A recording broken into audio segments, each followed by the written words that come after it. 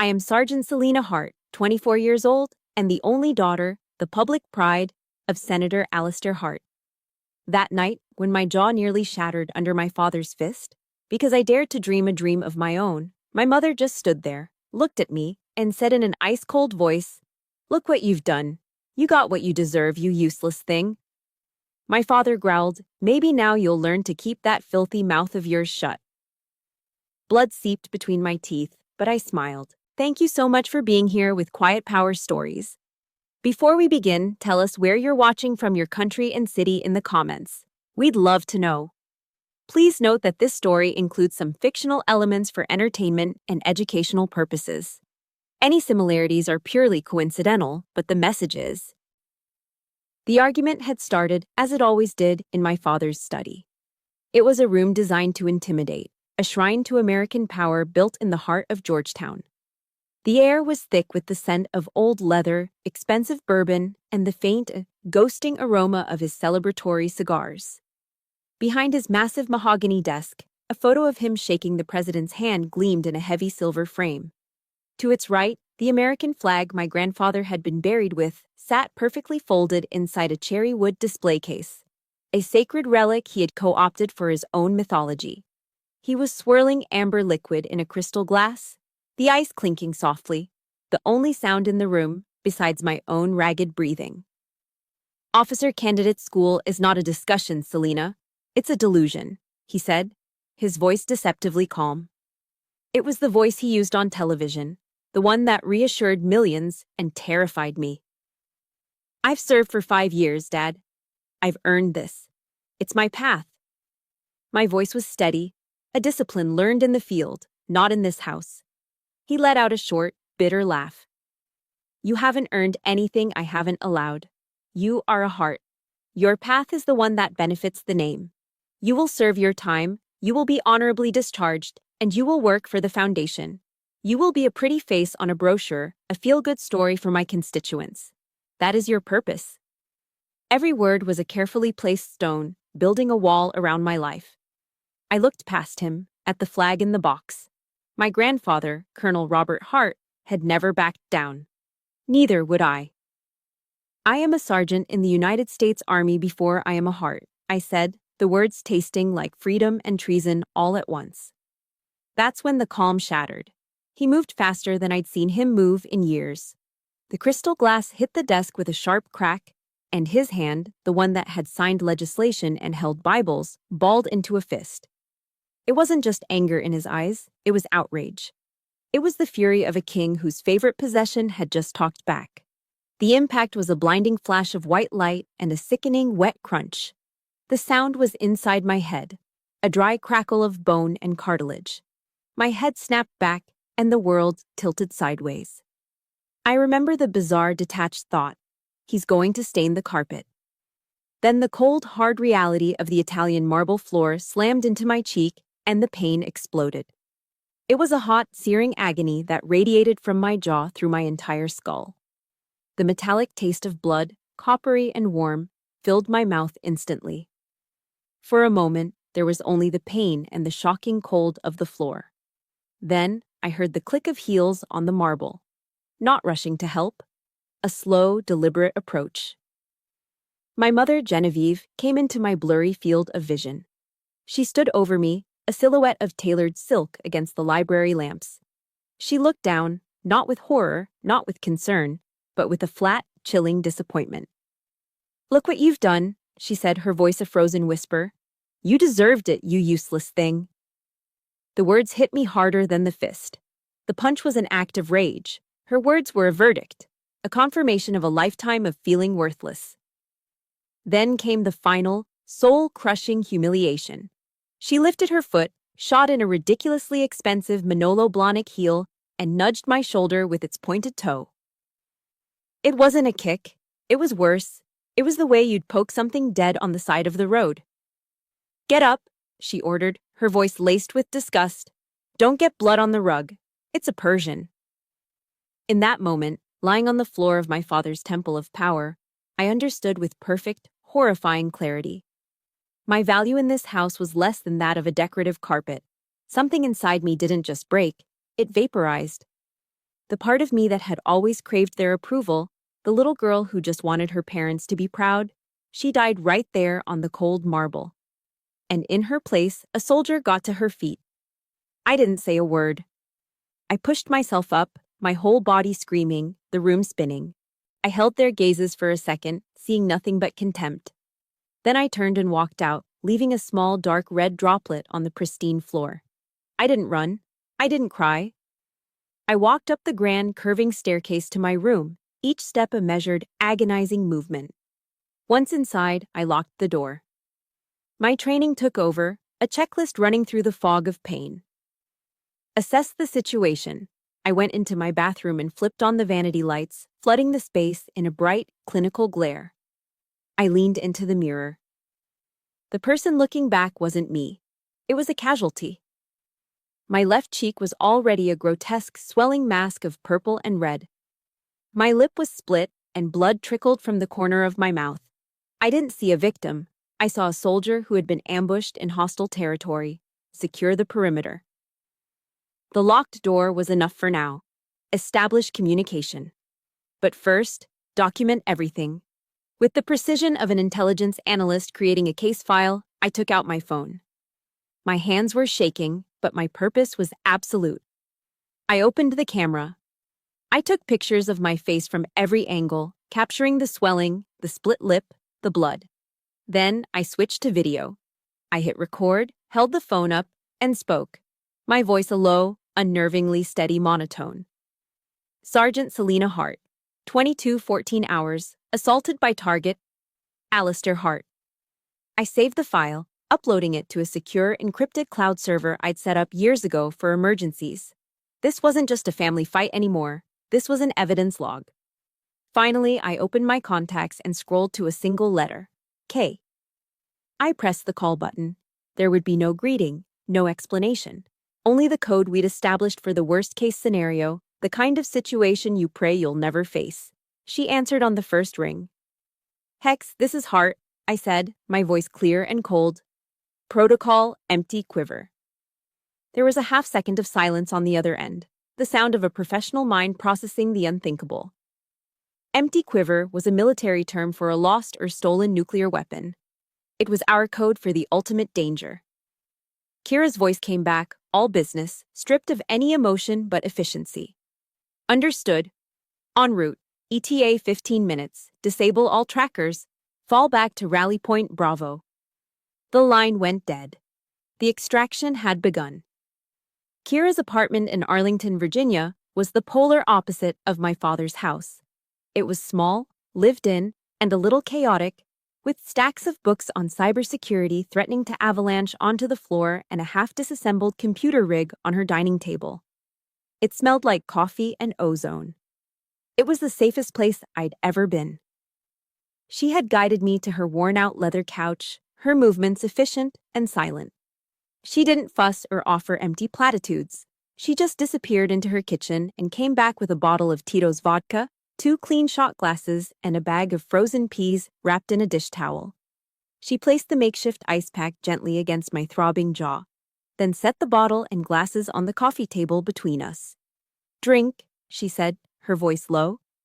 She was second-generation Russian-American, and her words were always direct, stripped of unnecessary fluff. Or don't. But I'm here. That was it. No, are you okay? No. What happened? Just the quiet, solid presence of a soldier standing watch with another. That simple gesture meant more to me than 1,000 words of comfort ever could.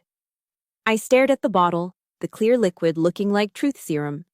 The throbbing in my face was a dull, constant drumbeat, a physical reminder of the final, ugly crescendo of a war that had been raging my entire life. Kira sat in the armchair opposite me, watching me, her eyes missing nothing.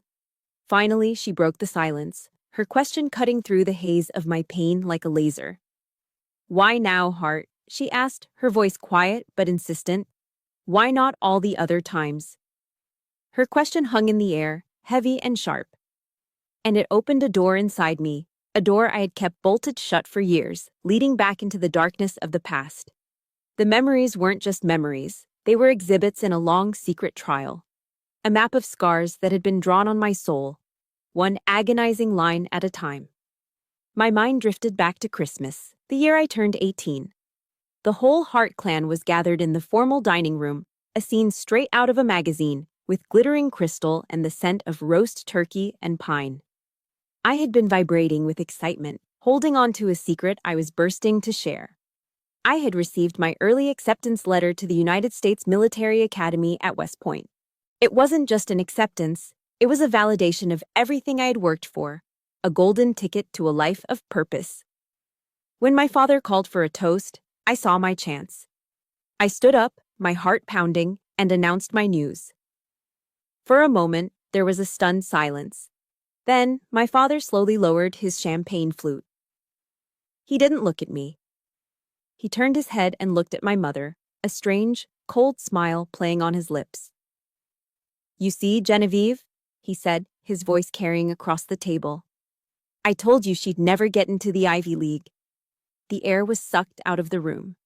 My achievement, my moment of triumph, was instantly reframed as a failure. My mother, ever his loyal lieutenant, chimed in with a light, dismissive laugh. "Don't worry, darling," she said, patting his arm. "Senator Davis's daughter just got into Yale.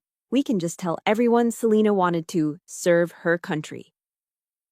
They turned my life's greatest accomplishment into a consolation prize, a convenient piece of political spin. I sat down, the turkey turning to ash in my mouth. No one congratulated me. They just moved on, talking about a ski trip to Aspen, leaving me to bleed out emotionally at the dinner table. They hadn't just diminished my success, they had stolen it. Then another memory surfaced, sharp and acidic. I was 16, crying in my bedroom after my first real breakup. The pain felt epic, world-ending, as it always does at that age. I sought out my mother, needing comfort, needing a sign that my feelings mattered. I found her in her walk-in closet, a space larger than my first barracks room, admiring herself in a floor-length mirror.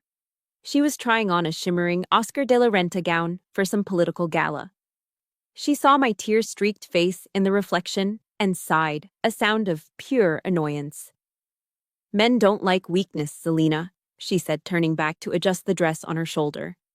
"Perhaps if you weren't so sensitive, he wouldn't have left. Now, pull yourself together. You're ruining my mood."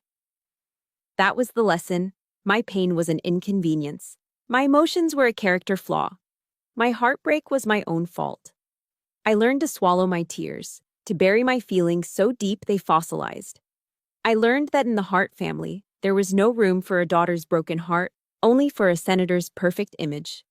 But the deepest cut, the one that still ached with a phantom pain, was about my grandfather. Colonel Hart was everything my father pretended to be. A man of true honor, a decorated Marine, a warrior with a gentle heart. Before he died, when he was frail and hooked up to machines, he had gripped my hand. His knuckles bony, but his grip surprisingly strong. "You have the heart of a fighter, kid," he'd rasped, his eyes clear and fierce. "Don't you ever let anyone extinguish that fire." My father was standing in the doorway. He heard every word. After the funeral, after we had received the folded flag and listened to the lonely sound of taps, I took my grandfather's medals, which he had left to me. I kept them in a small wooden box on my dresser. They were my connection to him, a tangible reminder of his faith in me. A week later, the box was gone. I found my father in his study, placing the medals into a new, larger display case, arranging them alongside other family heirlooms. "What are you doing?" I asked, my voice trembling. "Grandpa gave those to me." He didn't even look up. "These belong in the family collection, Selena," he said, his tone final. "They are artifacts of our legacy, not toys for a little girl to play with." He hadn't just taken some pieces of metal and ribbon. He had deliberately and systematically tried to erase my inheritance. He took the last words of a dying hero, the one person who truly saw me, and locked them away in a glass case, turning a promise into a museum piece. He was trying to extinguish the very fire my grandfather told me to protect. Back in Kira's apartment, the ice from the frozen peas was melting, dripping cold water onto my uniform. I hadn't realized I was crying. Silent tears were tracking paths through the grime and dried blood on my face. It wasn't just the punch. It had never been just one thing. It was 1,000 tiny cuts, a lifetime of being told, in a million different ways, that I was not enough.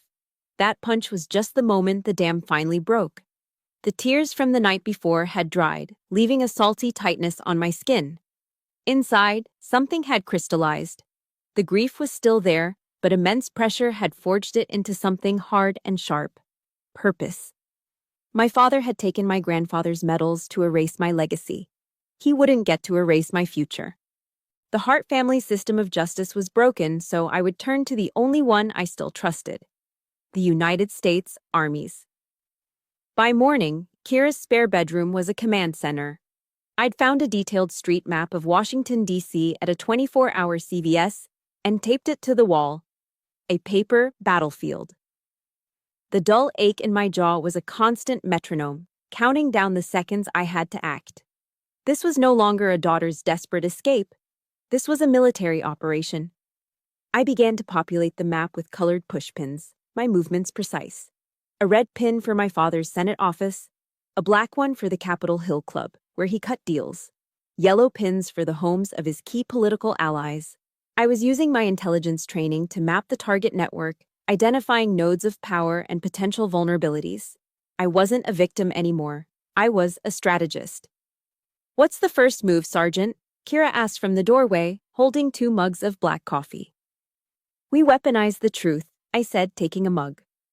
The hot ceramic felt good in my cold hands. "But through the proper channels. I need to talk to my CO." Kira nodded, already at her workstation. "Captain Vance, I'll set up an encrypted channel. Give me 5. While she worked, I focused my thoughts. I had to present this not as a family drama, but as a potential crime affecting a member of Captain Vance's unit. Kira gave me a thumbs up. I sat down, put in an earpiece, and took a deep breath. "Captain Vance," I began, my voice formal and steady. "Sergeant Hart, your location?" His voice was crisp, concerned. I was technically AWOL. "Sir, I'm in a safe, undisclosed location. I'm contacting you to report a situation that requires immediate guidance. I have evidence that a sitting member of Congress has physically assaulted an active duty soldier." I paused, letting the words sink in. "Furthermore, I have reason to believe he is using his position to improperly influence and obstruct that soldier's military career. I respectfully request guidance on how to proceed with the Judge Advocate General's Corps." I had laid out the facts like a legal brief, never saying, "my father," or "he hit me." I used the cold, official language of the Uniform Code of Military Justice. There was a long silence. I could almost hear the gears turning as he processed the implications. This wasn't a domestic dispute. This was a potential high-level scandal. "Understood, Sergeant," he finally said, his tone shifting to serious. "Stay where you are. Maintain radio silence. I will make a call. Expect contact from a representative of the JAG office within 24 hours. The line cut. The first domino had been pushed. A wave of relief washed over me, immediately followed by a cold dread. I had just officially declared war. The counterattack came faster than I expected, and it wasn't a fist. It was a quiet, digital execution. An hour later, I tried to order a pizza online. My debit card was declined. I tried again. Declined. A knot of ice formed in my stomach. I logged into my Bank of America account. A stark red banner flashed across the screen. "Account frozen due to suspicious activity." He hadn't even needed to call me. He just picked up the phone, spoken to some vice president who owed him a favor, and with a few words, he had cut my financial lifeline. The account was a joint one, set up when I was a teenager, a leash I had never realized was still around my neck. He was trying to starve me out, to make me so desperate I'd have to come crawling back. The isolation was suffocating. He was a ghost, an invisible force that could close any door. I stared at the screen, the reality of my situation crashing down. I was a soldier with no resources, a fugitive with no money. Kira saw the look on my face. She walked over, glanced at the laptop, and her expression hardened. She said nothing. She just walked to her purse, pulled out her wallet, and took out her personal American Express card. She placed it firmly on the table, in front of me. Use it, she said, her voice leaving no room for argument. Gas, food, whatever you need. We're a team. We'll settle the debt after we've won the war. Her loyalty was a shield, the logistical support my one-woman operation desperately needed. I looked at the credit card, a simple piece of plastic that represented a trust my own family had never shown me. The next day, the call came from a secure number. A woman's voice, professional and direct. Major Isabel Rosie, JAG Corps. She gave me a time and an address for a meeting, a nondescript office building near Fort McNair. I arrived 15 minutes early, dressed in my most formal uniform. The office was exactly what I expected. Government-issue gray carpet, functional metal furniture, and the faint smell of burnt coffee. It was a world away from the polished mahogany and smug power of my father's study. Major Rossi looked like she ate regulations for breakfast. Her dark hair was pulled back in a severe bun, her eyes sharp and intelligent.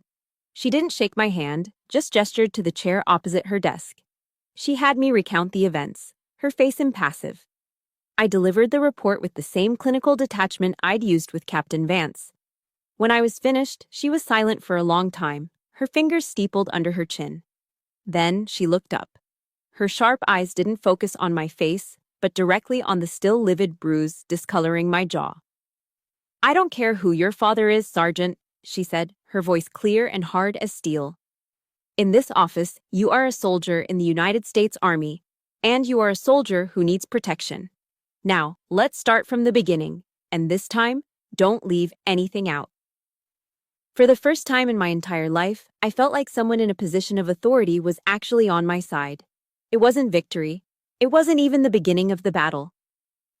But it was a flicker of light in the suffocating darkness. It was a single, invaluable asset on the battlefield. It was hope. I sat frozen in the government issue chair, the echo of Major Rossi's final words hanging in the sterile air. A soldier who needs protection. For 24 years, I'd been a daughter who needed protection and never received it. Now, a stranger in a uniform was offering me the one thing I'd always been denied. Major Rossi was a woman of action. She reached for her desk phone, her movements sharp and decisive. She didn't just listen, she believed me. First things first, Sergeant, she said, her eyes fixed on mine. We're going to establish a wall. There's a tool called a military protective order, an MPO.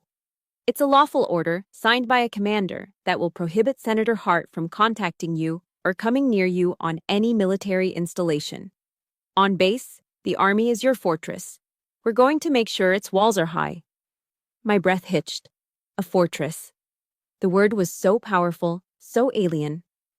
My home had been a battlefield. This woman was offering me a sanctuary. Then she picked up the receiver, dialing an extension.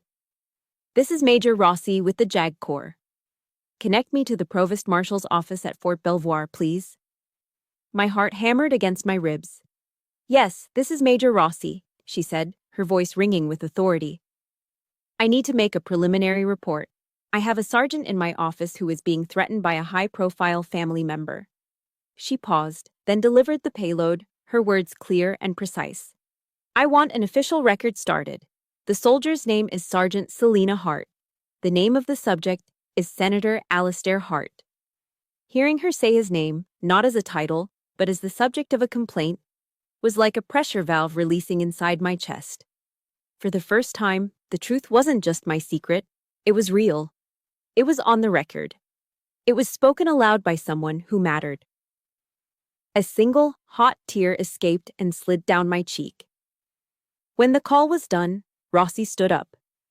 You've been through enough for one day. You shouldn't be alone. Let me buy you lunch. I was too stunned to argue. She drove us into Old Town Alexandria, pulling up to a classic American diner, the kind with red vinyl booths and a comforting clatter of plates. It was called the Old Guard Diner, filled with a mix of locals and a handful of older men wearing hats that identified them as veterans. We slid into a booth. The air smelled of coffee and frying bacon. It was the most comforting smell in the world. We didn't talk about the case. She asked me about my unit, my training. It was normal. The waitress took our order, 2 cheeseburgers, fries, and 2 Cokes. Simple. Real. As we ate, I noticed an elderly man sitting alone at a nearby table. He wore a faded Vietnam veteran cap and had been watching us quietly. He saw the dark, ugly bruise on my jaw. His eyes, full of a history I could only imagine, met mine. He didn't stare. He just gave me a slow, deliberate nod. A nod of recognition, of respect. When he got up to leave, he stopped at the cash register, speaking quietly to the waitress and gesturing with his head in our direction. A few minutes later, she came back to our table. "Just so you know, hun," she said with a soft smile, "the gentleman who just left took care of your check. Said to thank you for your service." I was speechless. My throat tightened and my eyes burned. A complete stranger had shown me more kindness in a single, silent gesture than my own father had in my entire life. That simple act of generosity from a fellow soldier was so profoundly decent it almost broke me. It's funny how the smallest act of kindness from a stranger can feel like a lifeline when you're drowning.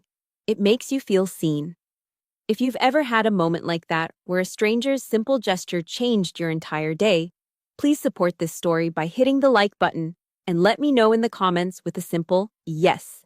It means more than you know.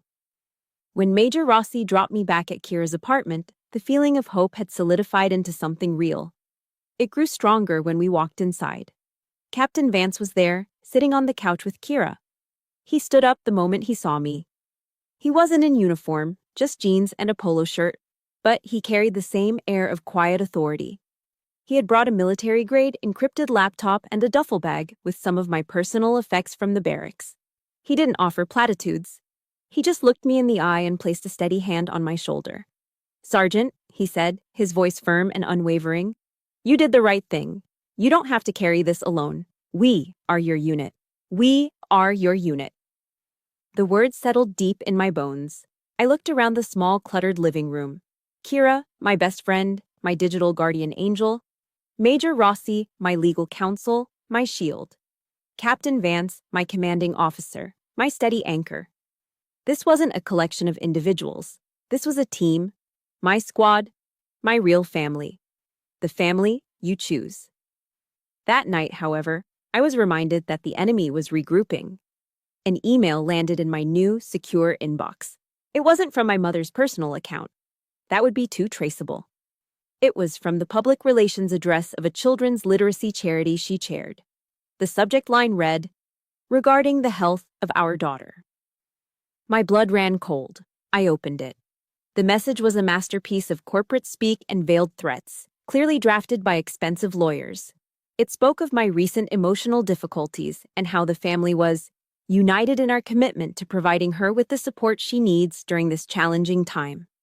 It was a brilliant, insidious attack. They weren't denying what happened. They were reframing it. They were laying the groundwork to paint me as unstable, unreliable, and hysterical. They were trying to discredit their witness before she could even take the stand. The war wasn't just going to be fought in a courtroom. It was going to be a war of narratives, a battle for the truth itself. And they had just fired the first shot. The hope I'd felt was a fragile, newborn thing. It didn't take long for the shadows of my old life to try and snuff it out. The email from my mother was the opening salvo in a new kind of war. A psychological siege designed to breach the walls my new family had just begun to build. The three of us, me, Kira, and Major Rossi, were gathered around the encrypted laptop in Kira's living room, which now permanently smelled of stale coffee and determination. We treated the email not as a letter, but as enemy intelligence. "She's smart," Kira said, her fingers flying across the keyboard, tracing the email's path. "Or her lawyers are, sent from a third-party server registered to the charity. Harder to prove direct intent to harass." Major Rossi leaned in, pointing a pen at the screen. Her face was grim. "And the language is the key. Look here, emotional difficulties, providing her with the support she needs.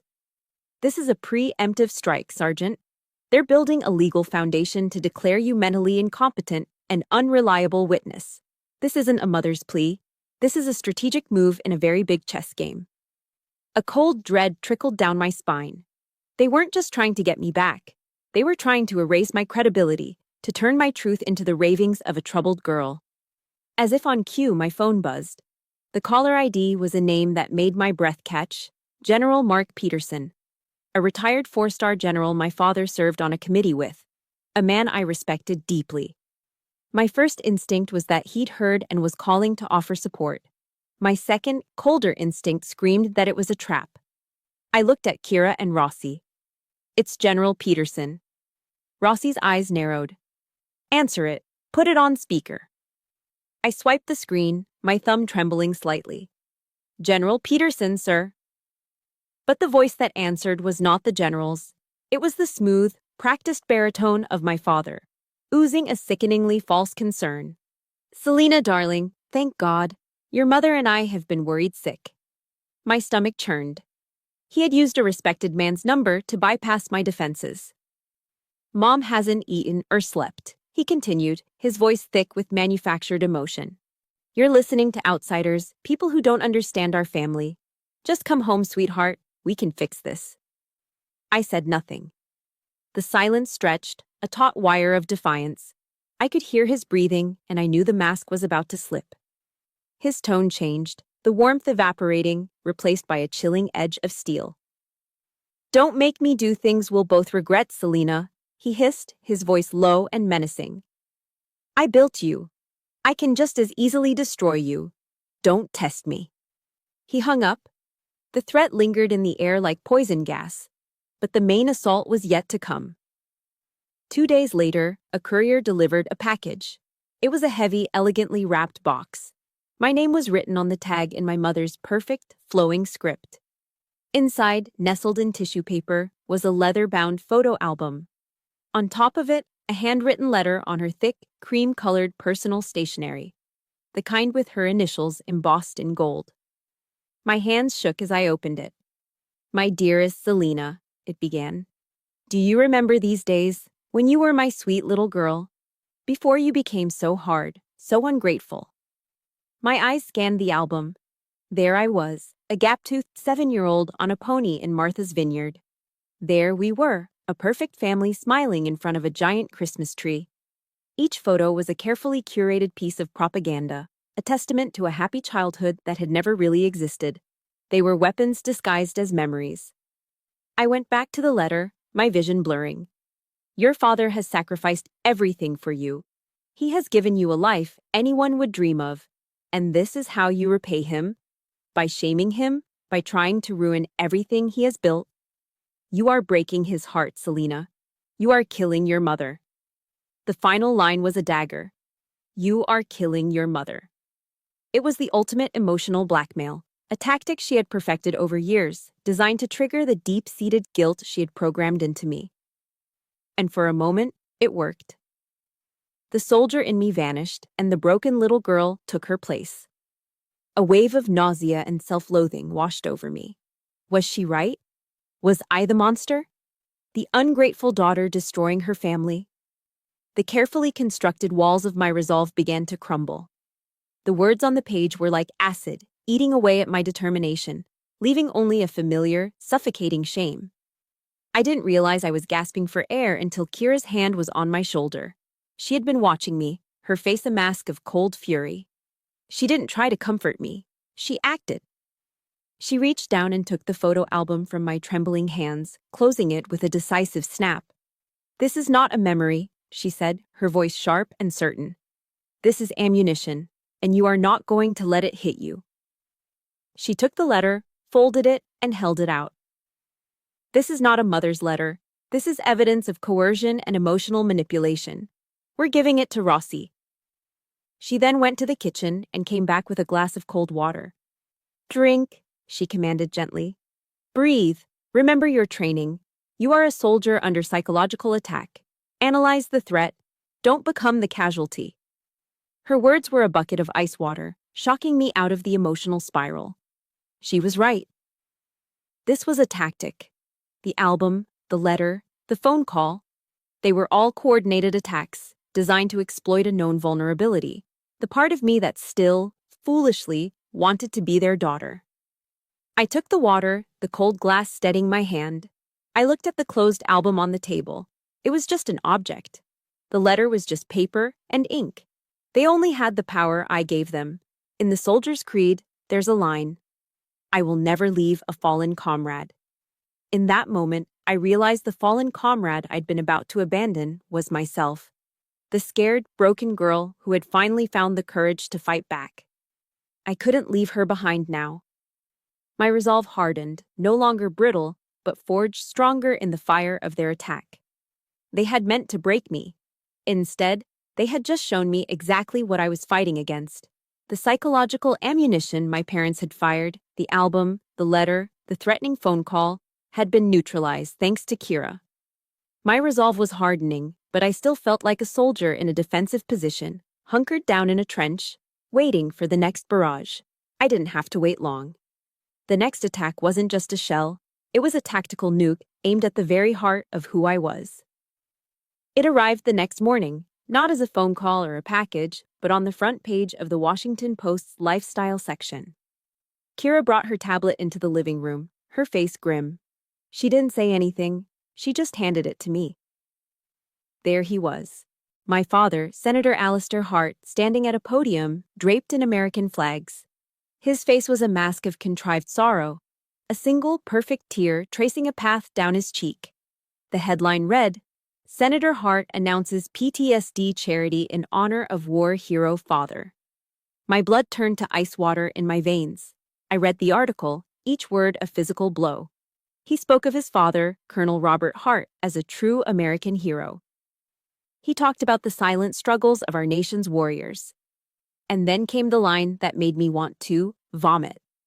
As the father of a soldier currently facing her own significant mental and emotional challenges, he said, his voice reportedly breaking with emotion, I understand more than most the importance of supporting our brave service members. This foundation is my promise to them and to my own daughter that they are not alone. I stared at the screen, at the picture of my father crying his crocodile tears.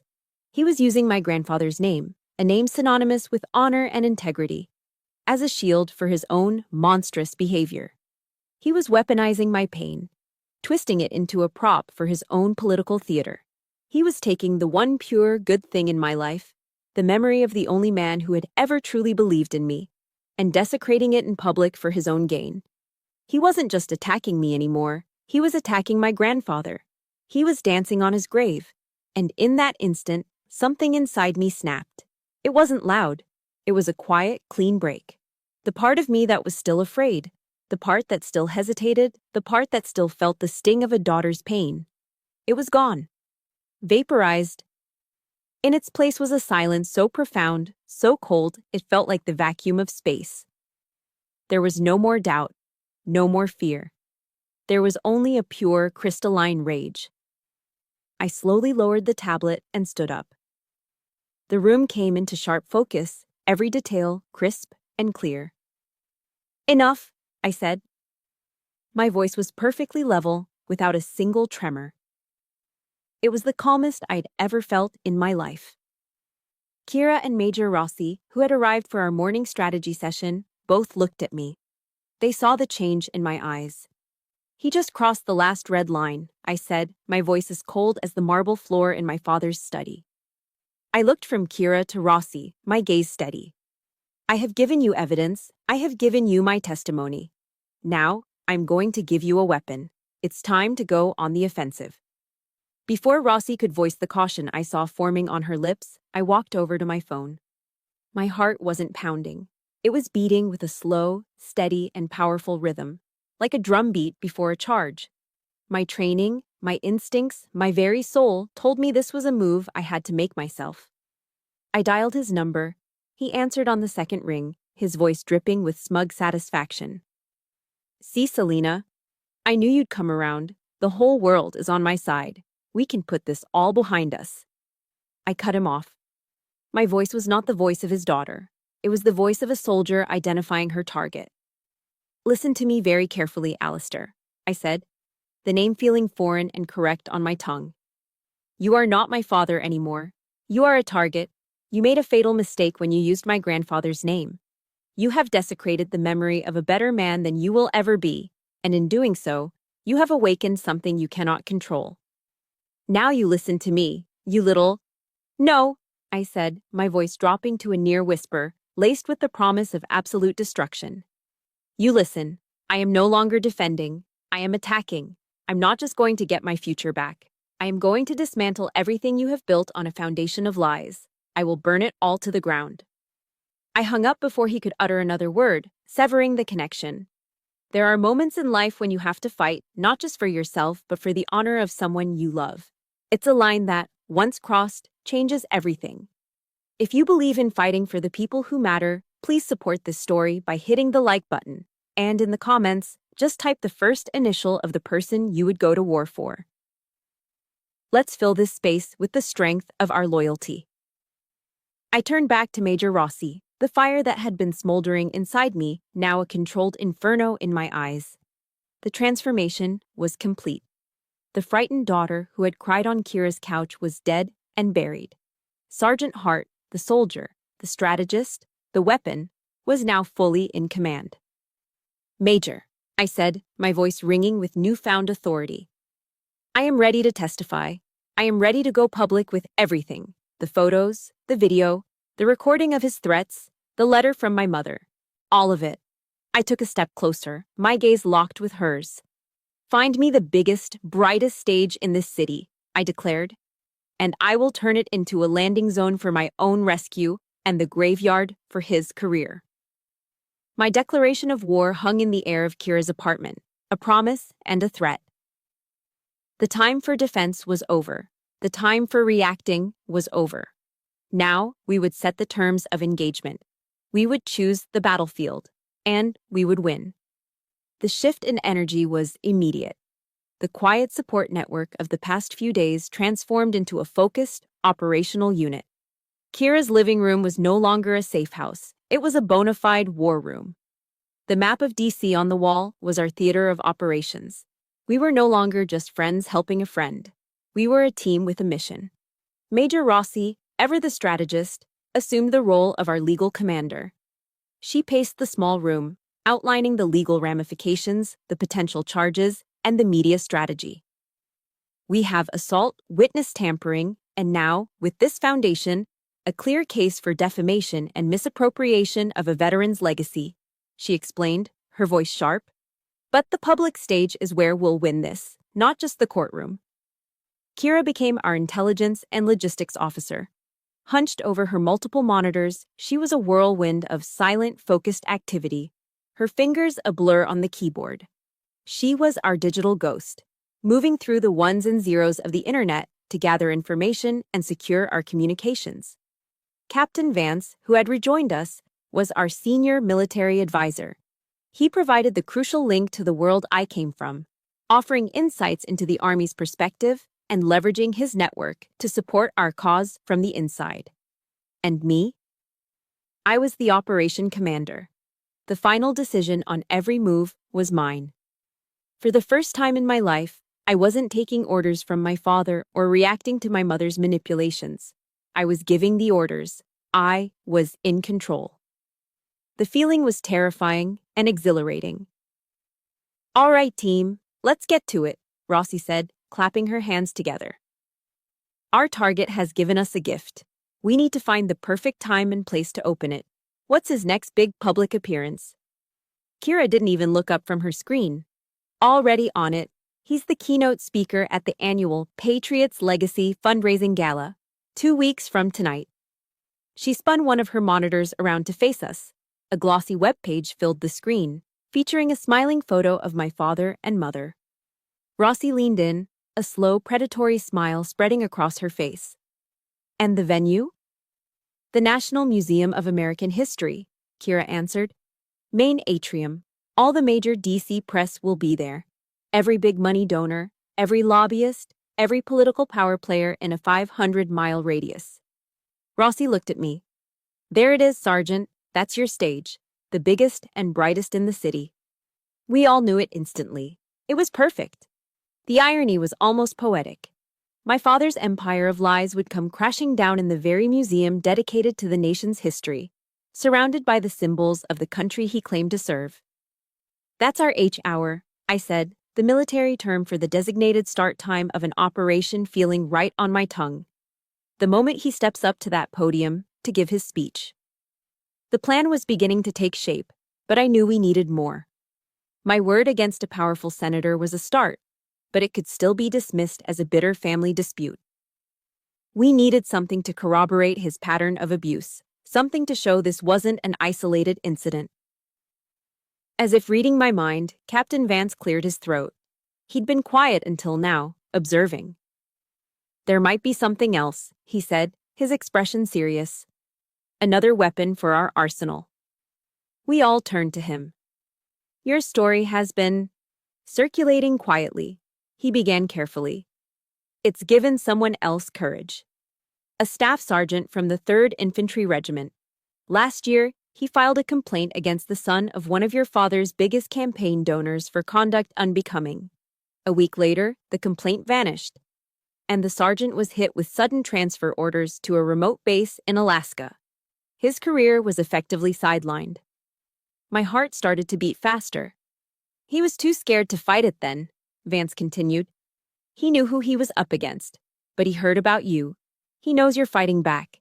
He's willing to provide a sworn affidavit detailing how Senator Hart used his influence to obstruct justice and retaliate against a soldier for doing his duty." The room was silent. This was a game changer. It proved a pattern. It elevated my case from a personal tragedy to an example of systemic corruption and abuse of power. I wasn't just a daughter fighting her father anymore. I was a soldier fighting for another soldier. "Get the affidavit," I said to Rossi, my voice hard as stone. "We'll add it to the file." Now, all the pieces were in place. All that was left was the infiltration plan. Kira spun back to her monitors. "The event is being managed by Capital Events, Inc. I've been looking into their network infrastructure." She brought up a complex diagram on the screen. "Their vendor portal has a security flaw. It's not a hack, it's just sloppy admin work. I can create a legitimate work order for a freelance AV technician for the night of the gala." A plan began to form in my mind, the details clicking into place like the well-oiled parts of a rifle. "You have someone you trust?" I asked. Kira smirked. "I have a whole network of people who owe me favors and don't ask questions. Our guy will be inside with full access to the sound and projection systems." The final piece was me. I would have to be there. Not as an attacker, but as the loving daughter. The prodigal child returned to the fold. "I'll attend the gala with them," I said. "On their arm. I'll be the picture of the proud, supportive daughter. They'll be so busy showing me off, they won't see the knife coming." Rossi nodded, understanding immediately. "They'll invite you on stage. It's too good a photo op for him to resist. The powerful senator, his war hero daughter, all in the name of charity." "Exactly," I confirmed. My pulse was thrumming with adrenaline. "And when he invites me to speak, I'll walk up to that podium, look out at the cameras, and I'll say my line." Kira looked at me, her eyes gleaming. "What's the signal?" "I'll thank him," I said, a cold smile touching my lips. "And then I'll say, I'd like to share a few images of the support my family has given me." And that's when our AV tech hits the button. Kira finished, her own smile matching mine. "And switches the video feed from the charity's logo to the contents of your secure server." The plan was audacious. It was dangerous, but it was perfect. We had the location. We had the time. And we had the secret weapon. The operation was a go. The main atrium of the National Museum of American History was a cavern of marble and echoes, glittering with the self-importance of Washington, D.C. Chandeliers dripped light onto a sea of tuxedos and designer gowns.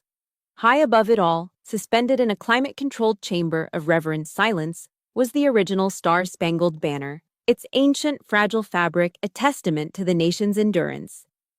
It was under the gaze of this sacred symbol that my father had chosen to celebrate his own legacy. It was here that I would burn it to the ground. I felt like a ghost walking into my own life. Dressed in my Army service uniform, the deep blue fabric crisp and severe, the medals on my chest polished to a high gleam, I was the perfect prop. The bruise on my jaw had faded to a pale, yellowish shadow, easily concealed with a touch of makeup. To the world, I was Sergeant Selina Hart, the patriot daughter of the great Senator Alistair Hart. My parents flanked me, parading me through the crowd like a prize-winning racehorse. My father was in his element, shaking hands, clapping backs, his voice booming with false sincerity. My mother, elegant in a sequined gown, smiled a smile that never reached her eyes. They were so proud, so utterly clueless. I smiled, I nodded, I shook the hands of powerful men whose names I knew from the news. Inside, my heart was a trip hammer against my ribs, and every nerve ending was a live wire. I was an operative, deep behind enemy lines, my face a calm mask, my mind a cold, calculating machine. Finally, the moment came. The lights dimmed, and a spotlight found my father at the podium. He launched into a soaring speech, his voice resonating with practiced emotion. He spoke of family, of sacrifice, of the legacy of service his own father had passed down. He was magnificent. He was a liar. "And now," he said, his voice catching, a masterful touch of theatricality, "I want to invite to the stage the pride and joy of my life, a true American hero, my daughter, Sergeant Selina Hart." A wave of applause washed over me. Every eye in the room was on me. I walked toward the stage, each step measured and steady. I felt 1,000 lifetimes pass in that short walk. I reached the podium and stood beside him, the heat of the spotlight like an interrogation lamp. He leaned in close, the smell of bourbon on his breath, and whispered. His voice a venomous hiss meant only for me. "Say what I told you to." This was it, the hour. I stepped up to the microphone, my gaze sweeping across the sea of faces, past them to the cameras in the back of the room. I took a slow, deliberate breath, letting the silence hang for a beat too long. "Thank you, Father," I said, my voice clear and steady, amplified throughout the cavernous hall. To speak on the subject of sacrifice, I'd like to share a few images of the support my family has given me. That was the signal. Behind us, the massive projection screen that had been displaying the glittering logo of the foundation suddenly flickered and went black. A collective gasp rippled through the audience. Then it flashed back to life. But it wasn't the logo. It was a picture. A high-resolution, brutally clear photograph of my face, taken the night of the assault. The grotesque swelling, the split lip, the dark, ugly purple of the bruise. A dead, profound silence fell over the atrium. It was so quiet I could hear the hum of the air conditioning. Every smile was frozen, every glass was held midway to a pair of lips. Then, the image on the screen changed. It was now the video I had recorded in my bathroom. My own voice, calm and clinical, echoed through the hall, a stark contrast to the mangled face on the screen. Sergeant Selina Hart, 22:14 hours, assaulted by target, Alistair Hart. A wave of shocked murmurs swept through the crowd, but the final blow was yet to come. The screen went black again, but the speakers crackled to life. It was the audio from his phone call, digitally cleaned and amplified. My father's voice, no longer the smooth baritone of a statesman, but the low, menacing snarl of a predator, filled the room. "Don't make me do things we'll both regret, Selina. I built you. I can just as easily destroy you." The dam broke. The silence shattered into 1,000 pieces of chaos. Gasps turned into shouts of outrage. The frantic, blinding flash of cameras erupted from the back of the room, a relentless strobe light capturing the implosion of a dynasty. My father stood frozen, his face a mask of disbelief, the color draining away until he was as white as the marble floor. My mother looked like she had seen a ghost, her hand flying to her mouth, her eyes wide with pure, unadulterated horror. And in that perfect, beautiful moment of pandemonium, they arrived. 2 uniformed military police officers entered from a side door, moving with a calm, unstoppable purpose. They were led by Major Isabel Rossi, her face set like stone. They didn't run. They walked directly toward the stage, parting the chaotic crowd like a ship through water. They mounted the steps. The camera flashes were now a continuous, blinding wall of light. Major Rossi stopped directly in front of my father, her presence radiating an authority that dwarfed his. She didn't shout. She didn't have to. Her voice, crisp and official, cut through the noise like a surgeon's scalpel. "Senator Hart," she said, loud enough for the nearest microphones to pick up.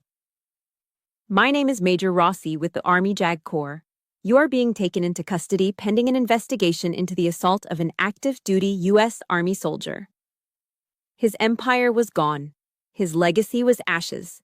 His world had ended, not with a bang, but with the quiet, decisive click of handcuffs. The explosion at the museum had been loud, chaotic, and brutally public. The aftermath was a deafening silence. The day after the gala, or the heart attack, as the media had gleefully nicknamed it, I sat on Kira's couch, watching the event play out on a loop on every news channel. The triumphant adrenaline of the night before had evaporated, leaving behind a hollow, bone-deep exhaustion. There I was, in my crisp blue uniform, a stoic soldier on the screen. There was my father, his face a crumbling mask of disbelief as the MPs led him away. It was a victory. It was a complete and total vindication. So why did I feel so empty? Kira watched me watch the news, her expression unreadable. On the screen, a talking head was analyzing my motives.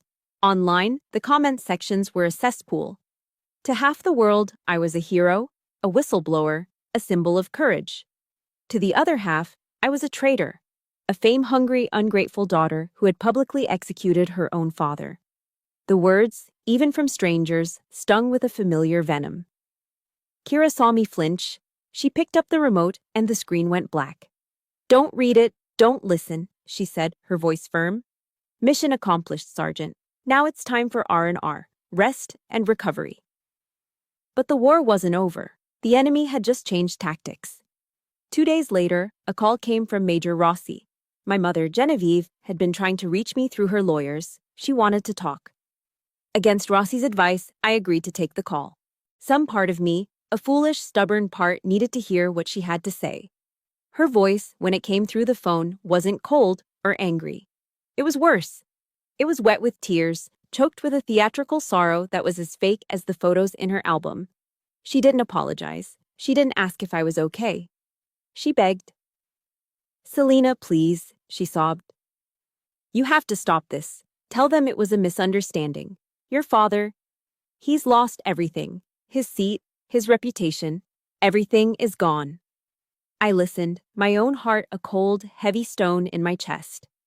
I waited for a single word of remorse, a hint of responsibility. It never came. "Don't you have any pity?" she cried, her voice rising in desperation. "After everything we've given you, you owe us this, Selena. You owe it to this family to fix what you've broken." And there it was. You owe us. The two words that had been the shackles around my life, the debt I could never repay. But standing there in the quiet of Kira's apartment, I realized the truth. I took a deep, steadying breath, the memories of 1,000 slights, a million moments of being made to feel small and worthless, flashing through my mind. "My debt is paid, Mrs. Hart," I said, the formal address feeling right.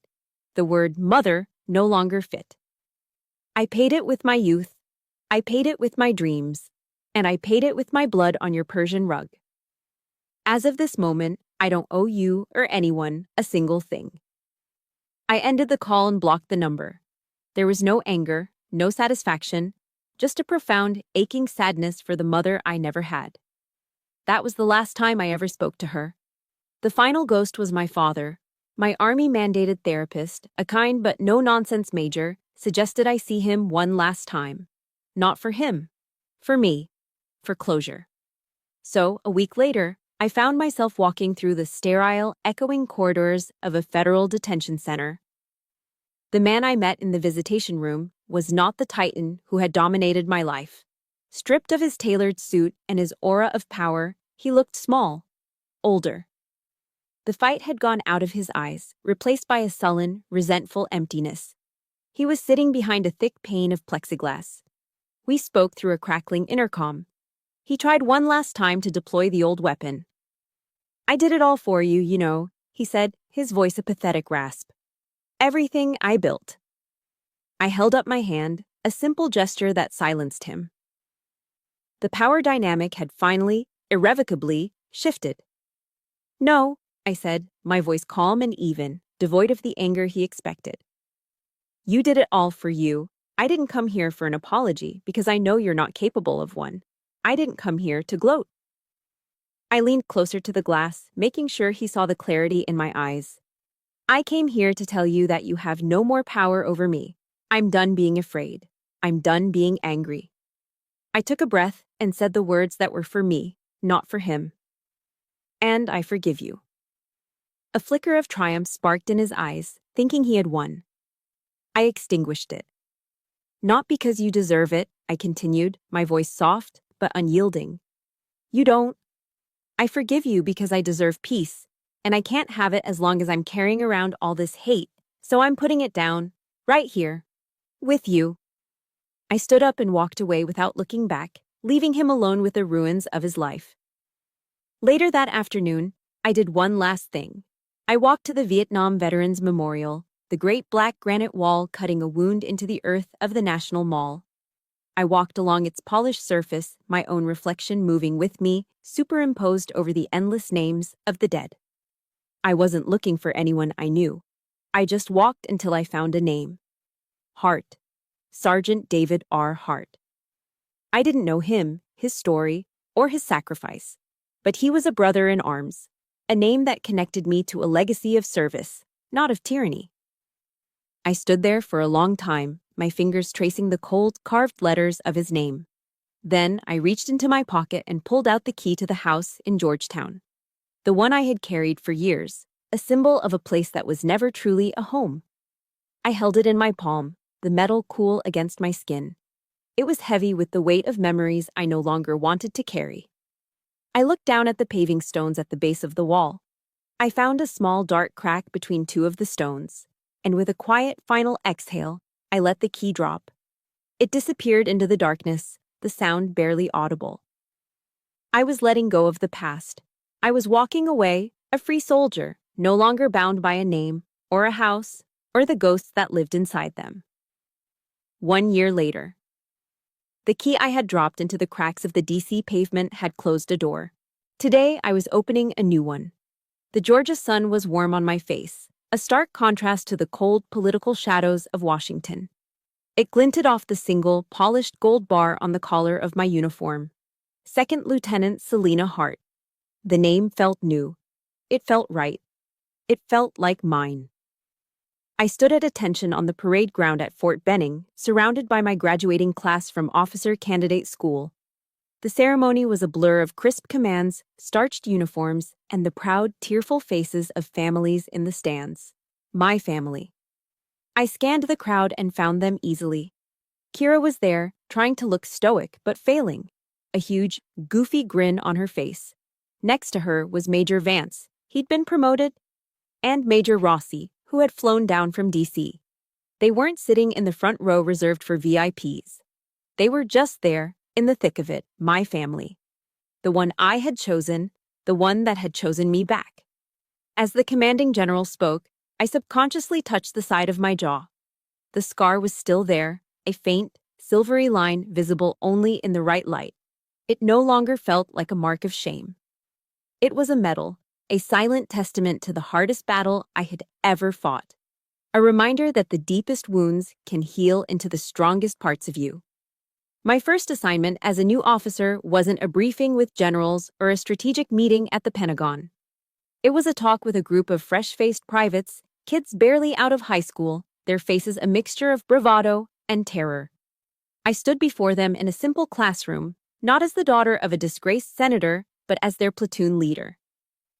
My story, in its sanitized official form, had become a quiet case study on leadership ethics at West Point and other academies, a lesson on the abuse of power and the duty to protect one's subordinates. But these kids didn't need a case study. They needed a leader. I didn't tell them my story, not the details. But I told them the truth I had learned. There will be times in your career, I said, my voice quiet but carrying to the back of the room, when you will be tested, not just by the enemy, but by the very structure you are a part of. You will be asked to be silent when you should speak. You will be made to feel small when you are doing something great. I looked into their young, hopeful eyes. I am here to tell you this. Your voice matters. Your integrity matters. The most important job of a leader is not to give orders, but to listen. It is to create a space so safe that your soldiers can tell you the truth, no matter how hard that truth is.